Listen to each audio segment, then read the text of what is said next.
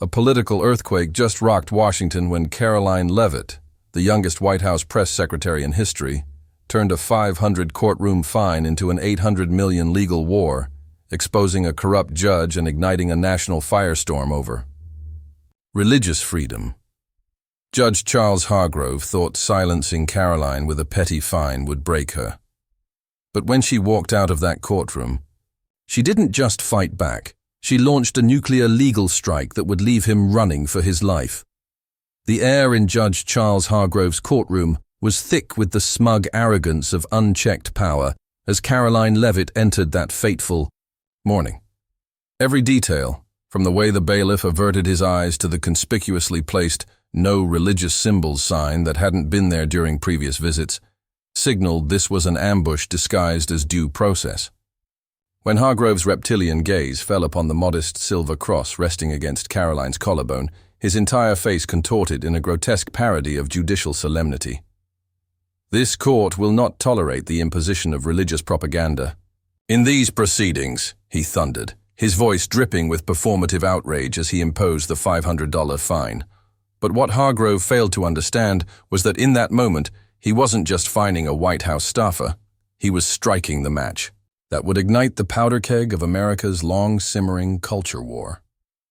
Karoline's deliberate, almost ceremonial removal of her cross, placing it center stage on the defense table where it caught the light like a challenge thrown down, transformed a petty courtroom skirmish into the opening salvo of a constitutional revolution.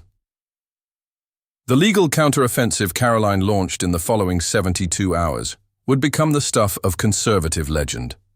Working from a secure conference room deep within the Eisenhower Executive Office building, Karoline and her legal team, led by the notoriously ruthless constitutional litigator Rachel the Widowmaker Harper, constructed a case so devastating it would permanently alter the balance of power between the judiciary and the executive branch. The $800 million lawsuit they filed wasn't merely about recovering damages. It was a precision-guided missile aimed at the heart of judicial activism. Drawing on obscure provisions of the 1871 Ku Klux Klan Act and little-used civil rights statutes, the complaint alleged not just religious discrimination, but a vast conspiracy to weaponize the courts against political opponents.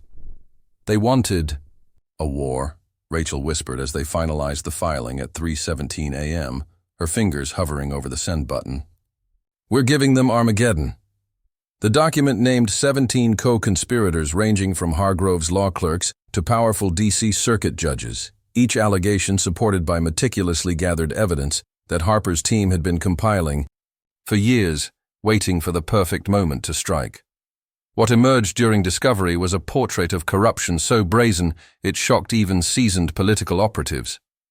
The Black Book, obtained from a whistleblower court clerk, revealed Hargrove had maintained a personal rating system for attorneys and plaintiffs based on their religious observance, with handwritten notes like "evangelical, fine maximally," and "secular liberal, dismiss with warning." Forensic accountants uncovered a shadow network of dark money flowing from progressive non-profits to judicial training programs that explicitly taught techniques for suppressing conservative religious expression. Most explosively, encrypted messages from Hargrove's burner phone showed him coordinating with Senate staffers to make examples of high-profile conservatives, with Karoline specifically marked for maximum humiliation after her successful defense of a Christian baker at the Supreme Court.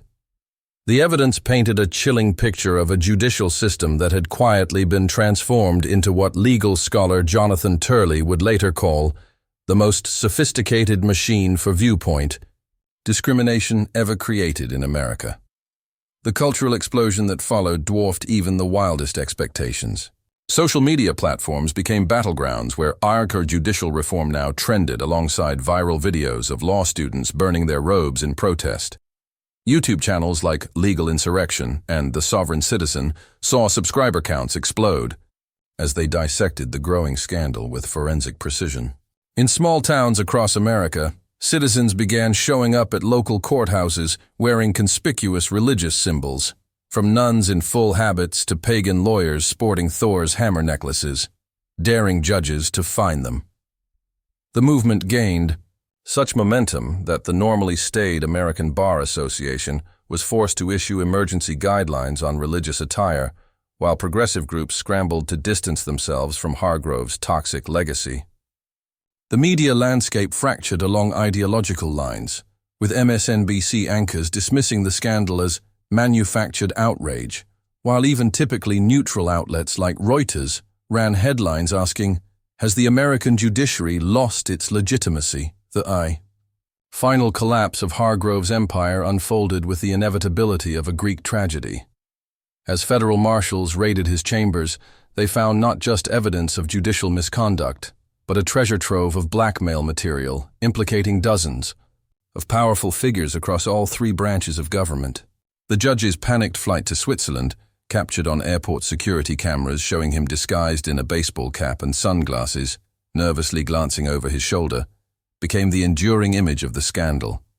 Meanwhile, Karoline's victory, speech delivered from the steps of the Supreme Court, with the surviving plaintiffs from Hargrove's Black Book arrayed behind her like a living monument to resilience, was broadcast to an estimated 87 million viewers. Today, we've proven that no robe is so thick, no gavel so heavy, and no bench so high that it can crush the constitutional rights of American citizens, she declared, her voice ringing with the kind of moral clarity rarely heard in Washington. The aftershocks continue to reshape America's legal landscape years later. 38 states have passed versions of the Leavitt Act, establishing strict new standards for judicial recusal in religious liberty cases. 7 federal judges have been impeached, and the entire D.C. Circuit bench has been reconstituted. Perhaps most remarkably, the scandal birthed a new generation of conservative legal activists, young, tech-savvy, and unafraid to challenge institutional power, who have since transformed everything from campus free speech policies to big tech censorship practices. Even in exile, Hargrove remains the ghost haunting the judiciary, his name invoked whenever a judge appears to overstep, his face immortalized in memes that still circulate whenever government overreach is suspected. Now we put the question to you, the American people. As we witness institutions crumbling and rebuilding before our eyes, does Karoline Leavitt's story represent the last gasp of old-school civic courage in an increasingly corrupt system, or the first spark of a new American revolution? Can this hard-won victory be sustained, or will the deep state simply find new ways to suppress dissent? The comment section awaits your verdict, because in this new era of accountability, your voice might just shape what comes next.